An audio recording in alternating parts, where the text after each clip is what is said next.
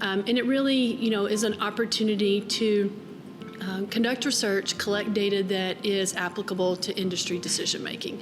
Most about the work we do is hopefully those research projects sometimes can be very early in an ideation stage, but all of the work leads to an application that will improve whether it's eating quality, beef safety, nutrition, or other types of categories as well.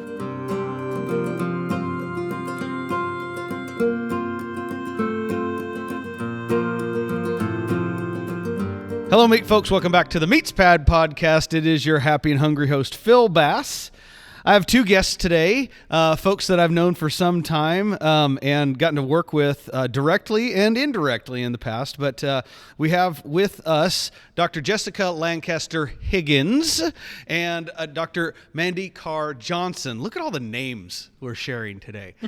We're so nice and include. How about that? Next set of names. That's right. How about that? Well, these two are our representatives of the National Cattlemen's Beef Association on the checkoff side.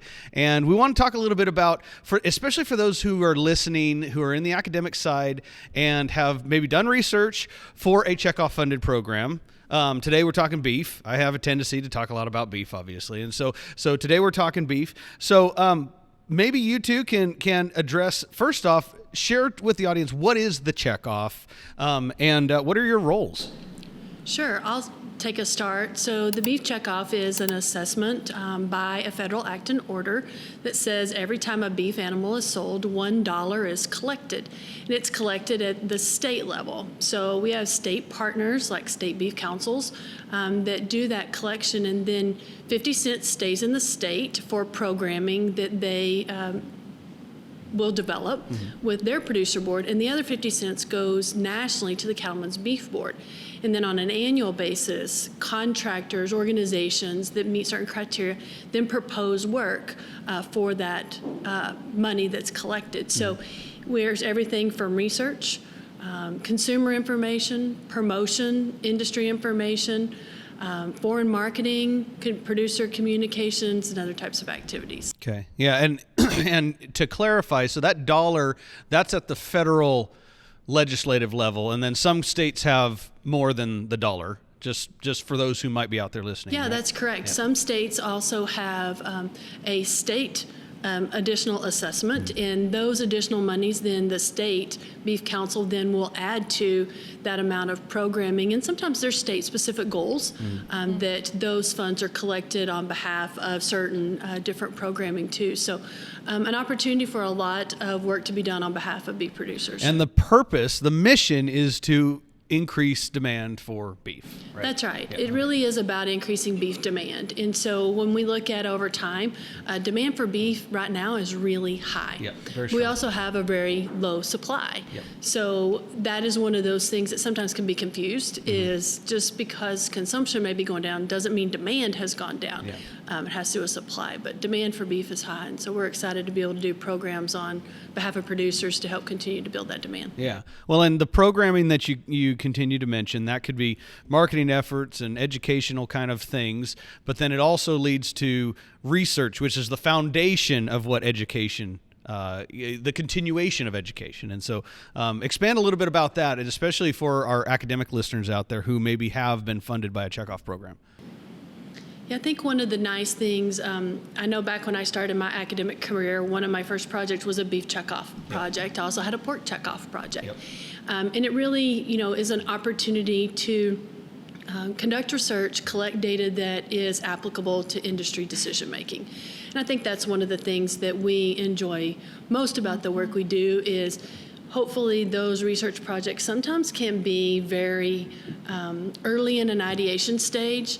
So it may be several generations from application in the industry, but all of the work leads to an application that will improve whether it's eating quality, beef safety, nutrition, or other types of categories as well. Okay, so a project is conducted, and the research entity produces generally a final report. So this is the stuff that we found. They deliver it to you. What happens next with that package of information? What are the next steps? Yeah, I think it's important to think about it's not necessarily an exchange like you give us a report, we say you're done, congratulations, but it's really more of a relationship.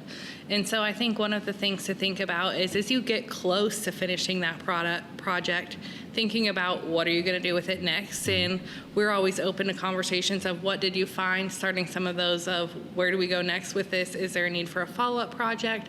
But also beginning to think of, is this something cool and impactful that we should look at a communication strategy for? Or is it something that maybe fits better in a portfolio of items to really get us a more comprehensive and holistic understanding of a topic? Yeah. I think that's often one of the misconceptions about any research project is there's very strict criteria no matter who funds. It's like this is due this date, this has to be, this piece of paper comes after this. But when you get to the end of the project, it can sometimes be a little anticlimactic. You're like, oh, we did all this and now we turned in the paper and that's it. But actually some of the really great extension opportunities happen after that final report. Yeah. So. Well, I know from an academic's perspective, one of our currencies is the publication itself, and so taking that package of information, like you said, Jessica, we're not done there. That's only kind of the beginning of it all. As is the dissemination of that information. So from the academic side, it's important for us to put that into a publishable manuscript that's going to be accepted in a reputable journal.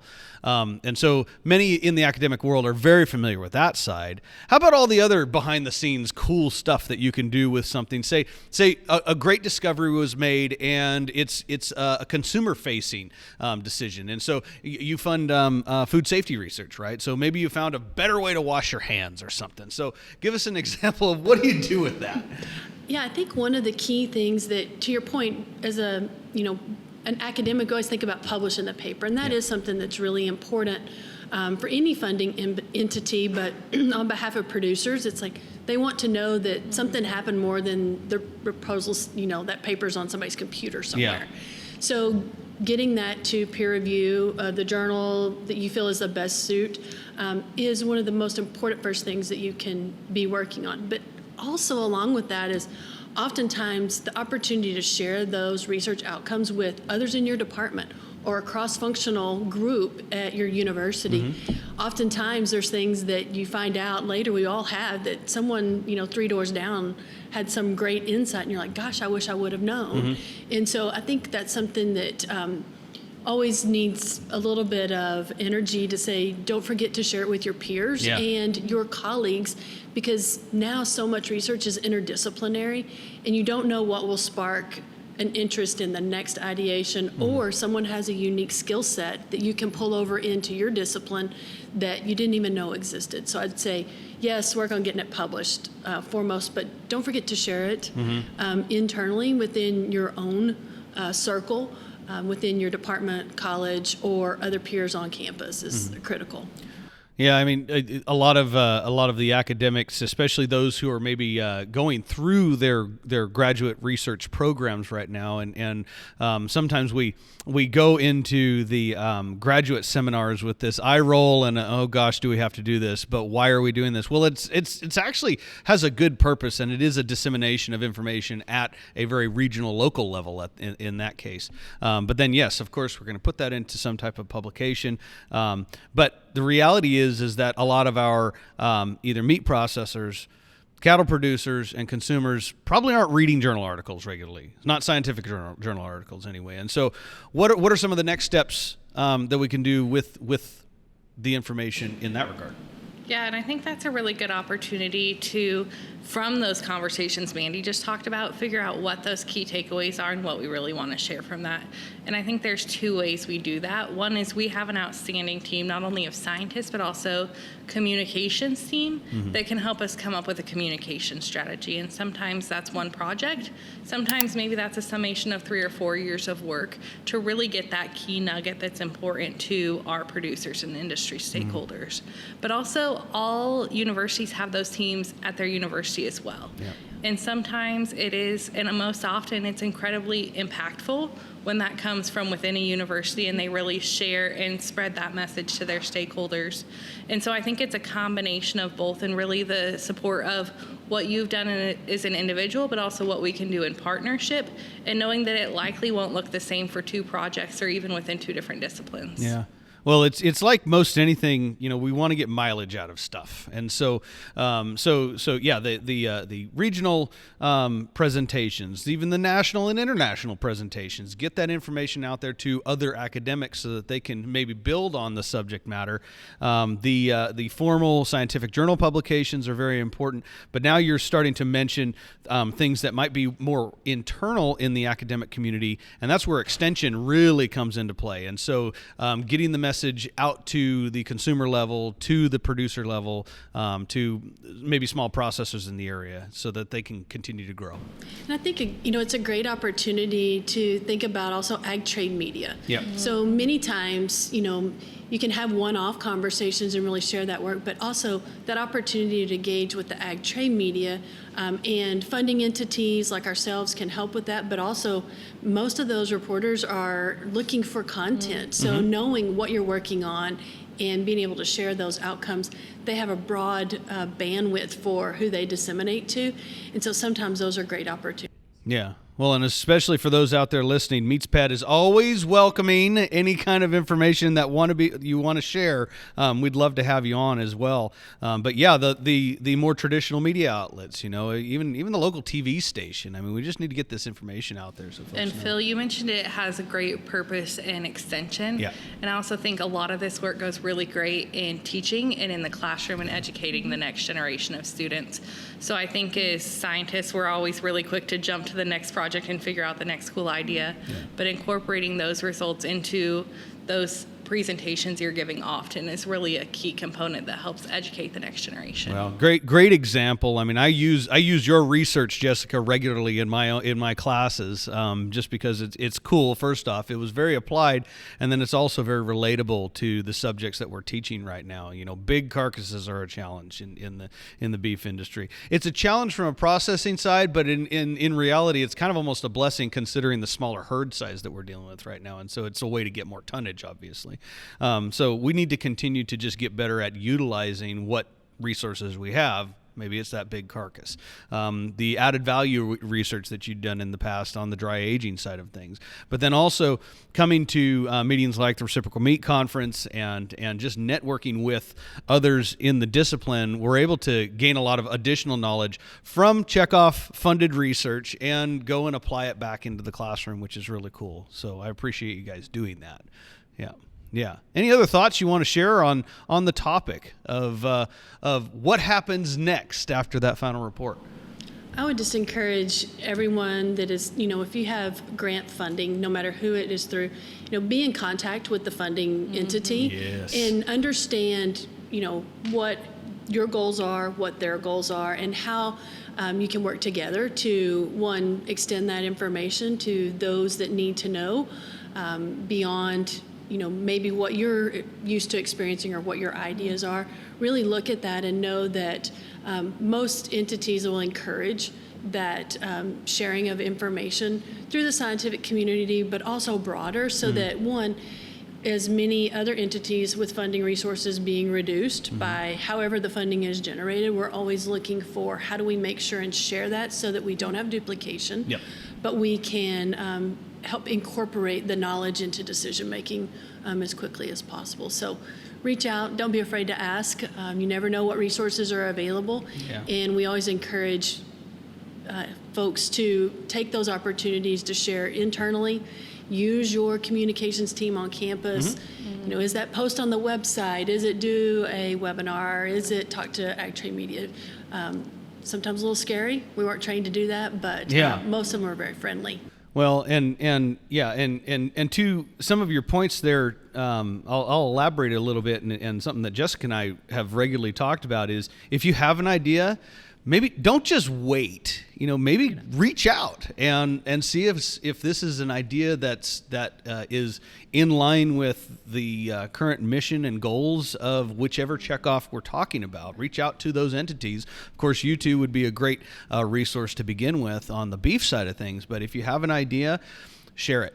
And don't be discouraged if you do apply some to some type of funding source and it's not accepted. Reach out and find out why and what can we do to make it better, because you may indeed lead to an even bigger and better project nonetheless. Right.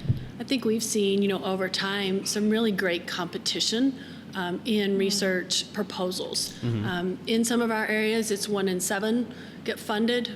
Some areas 1 in 5, others 1 in 23. Yeah. So to your point, don't be discouraged. Maybe the idea gets, reformulated. Maybe you gain a partner that brings another piece of expertise that makes that proposal, even closer next time. But a lot of great projects don't get funded just because of the lack of resources. But yeah, don't be discouraged by that. Hang in there. Yeah. Keep at it. Keep improving it. Yeah. Each of the projects, in some way or another, is going to be funneled into the greater body of information. If you have some interest out there to see where this stuff is going, beefitswhatsfordinner.com. It's really easy to type in, and there's a ton of information there. And especially, I love the infographics that you guys have, and there are a lot of them. And I would throw out there beefresearch.org. So there we publish not only our technical information, but also our market research. So as we think about, everybody always wants to know what the consumer's thinking. And so as you're writing grants or figuring out what the dissemination of that is, really cool to share those insights as well. And some great project summaries go there, as well as infographics and teaching resources. So a wealth of information there. Yeah, definitely. Well, I appreciate you guys joining today. Thank you so much. And we'll keep talking. Great. Awesome. Thanks. Thank you. Yep.